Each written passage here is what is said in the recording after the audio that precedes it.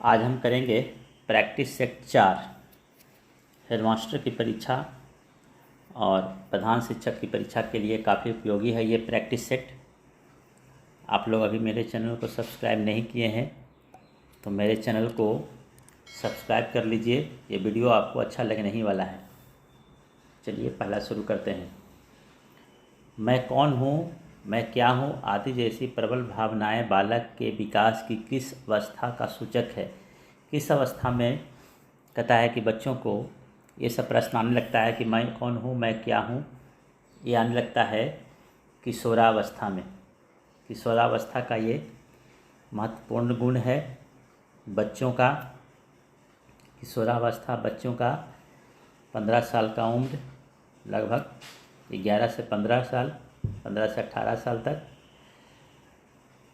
ये सबसे खतरनाक उम्र होता है। इसमें बच्चे को, गार्जियन को बच्चों पर ज़्यादा ध्यान रखने की ज़रूरत है।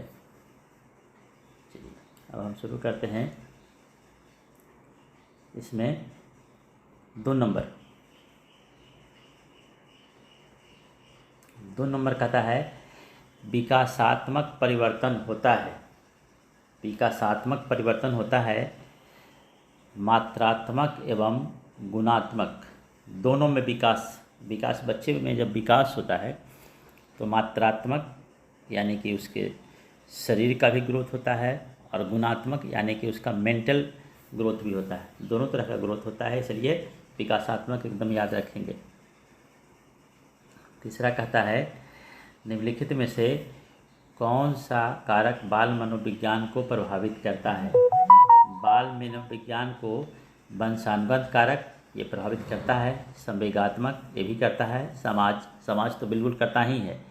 तो यह हो जाएगा उपरोक्त सभी, हो जाएगा उपरोक्त सभी। 4 नंबर कहता है आनुवंशिकता एवं वातावरण के संदर्भ में कौन सा कथन सत्य नहीं है।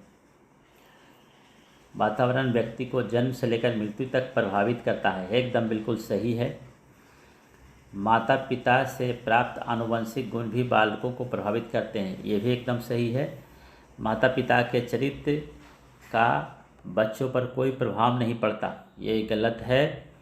धर्म एवं संस्कृति मनुष्य को गहरे स्तर पर प्रभावित करता है, एकदम बिल्कुल सही है। इसका आंसर हो जाएगा 3 नंबर। कौन सा कथन सत्य नहीं है, तो ये सत्य नहीं है, 3 नंबर। जब तक भी कहता है 5 नंबर कहता है पर्यावरण के संदर्भ में किस मनोवैज्ञानिक का कथन है कि पर्यावरण वह हर चीज़ है जो व्यक्ति के जीवन के अलावा उसे प्रभावित करती है। एनास्टेसी का ये है कथन है। 6 नंबर कहता है प्रसिद्ध मनोवैज्ञानिक एरिक एरिक्सन ने अपने मनोसामाजिक सिद्धांत को कितने भागों में विभाजित किया है। ये 8 भागों में विभाजित किया है। 7 नंबर कहता है ब्रेनर ने अपने पारिस्थितिपरक सिद्धांत को कितने स्तरों में बांटा है। ये 5 स्तरों में बांटा है। किस मनोवैज्ञानिक का मानना है कि सीखने का अर्थ ज्ञान निर्माण करना है। ये पियाजे कहते हैं सीखने का अर्थ ज्ञान निर्माण करना है, ये VVI है, ये इम्पोर्टेंट है ये। चलिए 9 नंबर कहते हैं किसी वस्तु के विषय में वस्तुनिष्ठ या वास्तविक तरीके से सोचने की क्षमता को क्या कहते हैं। विकेंद्रण कहते हैं। किस भारतीय शिक्षाविद का बाल केंद्रित शिक्षा के संदर्भ में महत्वपूर्ण योगदान रहा है। ये रहा है गिजुभाई का। ये कहता है एक बालक की मानसिक आयु 12 वर्ष एवं वास्तविक आयु 10 वर्ष है तो उसकी बुद्धि लब्धि क्या होगी। उसकी बुद्धि लब्धि 120 होगी। फिर कहता है निम्नलिखित में से कौन सा सिद्धांत भाषा विकास से संबंधित नहीं है। प्रयास एवं त्रुटि का सिद्धांत ये भाषा विकास से संबंधित नहीं है। एक अध्यापक को अपनी कक्षा में खालिस्तान को बढ़ावा नहीं देना चाहिए। किस चीज़ को नहीं देना चाहिए? छात्र छात्राओं के मध्य लैंगिक भेदभाव, इसको बढ़ावा नहीं देना चाहिए।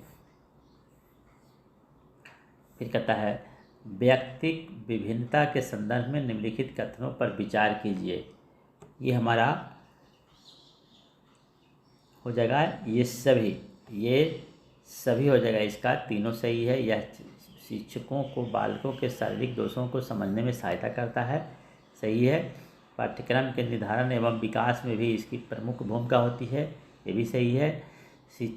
इसको समझकर शिक्षक यह समझ पाते हैं कि बच्चों के लिए शिक्षण की कौन सी विधि अपनाई जाए, ये तीनों सही है, ये सभी हो जाएगा। 15 कहता है निम्नलिखित कथनों में से कौन सा कथन सत्य नहीं है? कौन सा कथन सत्य नहीं है? मूल्यांकन का उद्देश्य बालकों को उपचारात्मक शिक्षा उपलब्ध कराना नहीं है, यही है होगा आंसर। इसका सत्य नहीं है ये। 16 कहता है CCE में ई का अर्थ क्या होता है? इवैल्यूएशन। ई का अर्थ होता है इवैल्यूएशन। आपको किसी छात्र के बारे में यह मूल्यांकन करना है कि वह दी गई समस्याओं के बारे में अपने व्यक्तिगत एवं मूल दृष्टिकोण को व्यक्त कर पाता है या नहीं। इसके लिए आप किस प्रकार के प्रश्नों का निर्माण करेंगे? इसको जानने के लिए हम निबंधात्मक प्रश्न का निर्माण करेंगे। निबंधात्मक प्रश्न मतलब लंबा लिखने वाला प्रश्न जो 2 पेज में कम से कम लिखाता हो। एक तस्वीर के माध्यम से एक चिकित्सक को एक बीमार व्यक्ति का परीक्षण करते हुए दिखाया जा रहा है। यह प्रश्न कौन सा प्रकार है? दिखाया जा रहा है, यह प्रश्न कौन सा प्रकार है? ये चित्रात्मक प्रश्न है, चित्रात्मक प्रश्न। अनुसूचित जनजाति के बालकों के शैक्षिक रूप से पिछड़ेपन का क्या कारण है? बौद्धिक क्षेत्र में उनका पिछड़ापन, सही है। पारिवारिक गरीबी, ये भी सही है। समाज के उनके प्रति नकारात्मक सोच, ये भी सही है। यानी इसका आंसर हो जाएगा 4 नंबर। फिर कहता है 20 नंबर कहता है किस प्रकार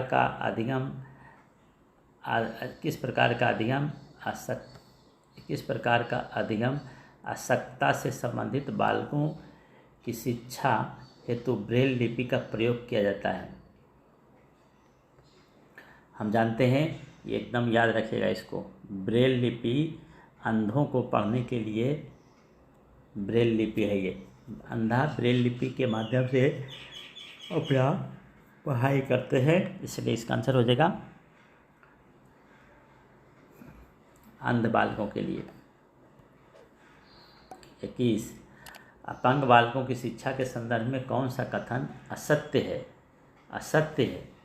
तो ये हो जाएगा हमारा इन्हें विशेष व्यवसायों का प्रशिक्षण नहीं देना चाहिए, यही असत्य हो जाएगा। फिर कहता है 22 कहता है आप अध्यापकों को विद्यार्थियों को अधिक सृजनशील बनाने के लिए क्या करना चाहिए? निबंध प्रतियोगिता करना चाहिए, सही है। नाटक प्रतियोगिता करना चाहिए, सही है। चित्रकला प्रतियोगिता, सही है। यानी कि इसका आंसर हो जाएगा 4। ऑल इसका आंसर हो जाएगा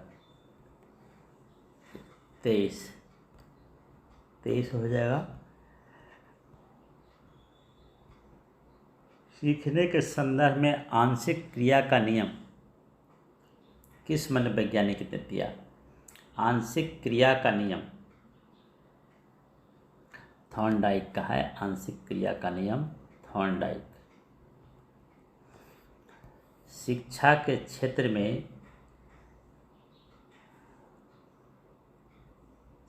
क्षेत्र में पेस्टालॉजी विधि का प्रतिपादन किस वैज्ञानिक ने किया? जॉन हेनरी ने। एक प्रक्रिया या नियमों का समुच्चय जिसका प्रयोग गणना या अन्य समस्या समाधान संक्रियाओं में किया जाता है, इसे क्या कहते हैं? कलन विधि कहते हैं इसे, कलन विधि। फिर है 26, निम्नलिखित में से कौन सा अभिकरण अनौपचारिक शिक्षा से संबंधित है? अनौपचारिक शिक्षा से संबंधित परिवार है, मित्र है, समाज, सब है, ये सभी हो जाएगा। 27, प्रसिद्ध मनोवैज्ञानिक थॉर्नडाइक ने अपने प्रयास एवं त्रुटि सिद्धांत का किस जानवर पर परीक्षण किया है? ये बहुत इंपॉर्टेंट सवाल है, ये कई बार पूछा है। इसने बिल्ली पर यह प्रयोग किया है, याद रखेंगे एकदम। थॉर्नडाइक का भूल एवं सुधार का सिद्धांत बिल्ली पर। निम्नलिखित में से कौन सा जोड़ा सम्मिलित नहीं है? ये हो जाएगा काम, प्रवृत्ति, आश्चर्य। निम्नलिखित में से कौन सा अर्जित प्रेरक है? अर्जित प्रेरक है भूख, ये नेचुरल है, काम नेचुरल है, विश्राम नेचुरल है, सामुदायिकता। 30 नंबर कहता है NCF 2005 के संदर्भ में निम्नलिखित कथनों पर विचार कीजिए। निम्नलिखित कथनों पर विचार कीजिए, तो इसका हो जाएगा आंसर उपरोक्त सभी, इसका आंसर हो जाएगा उपरोक्त सभी, इसका आंसर हो जाएगा। बच्चे उसी वातावरण में जल्दी सीखते हैं जिसमें उन्हें लगे कि उन्हें महत्वपूर्ण माना जा रहा है, यानी कि उनको इज्जत प्रतिष्ठा मिल रहा है। अध्यापकों को उन अनुभवों का आयोजन समझा जाता है जो बच्चों के सीखने में सहायक होता है। स्कूल के सहभागी प्रबंधन में ऐसी व्यवस्था को विकसित करने की आवश्यकता है इसमें छात्रों, अध्यापकों एवं प्रबंधकों की भूमिका हो। इसमें आने के आंसर हो जाएगा हमारा उपरोक्त सभी। 30 प्रश्न हम लोगों ने कर लिए। ये सेट बहुत इंपॉर्टेंट है, इसमें 2-3 प्रश्न बहुत इंपॉर्टेंट है, इसे आप बढ़िया से कर लेंगे, 4 बार 5 बार इसको कर लेंगे कि परीक्षा में याद भी नहीं रहे तो हमारा चॉइस ये समझ में आ जाए, क्वेश्चन समझ में आ जाए तो हमको लग जाए कि इसका चॉइस नंबर कौन सा ही होगा। मेरे चैनल को सब्सक्राइब कर दीजिए। Thank you.